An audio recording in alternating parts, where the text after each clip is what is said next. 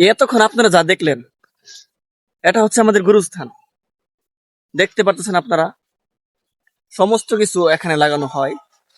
পাশাপাশি এই যে কৃষকের আবাদ চলতেছে আলহামদুলিল্লাহ। গুরুস্থান আজকেই পরিষ্কার করা হয়েছে, আজকেই পরিষ্কার করা হয়েছে ভাই।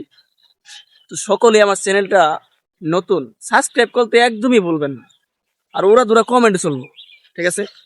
আর নেক্সট টাইমে কোন ধরনের ভিডিও চান, কোন পার্টে ভিডিও চান, অবশ্যই আমাকে কমেন্টে বলে দেবেন।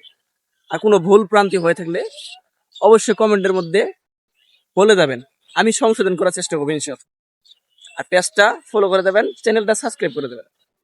ধন্যবাদ।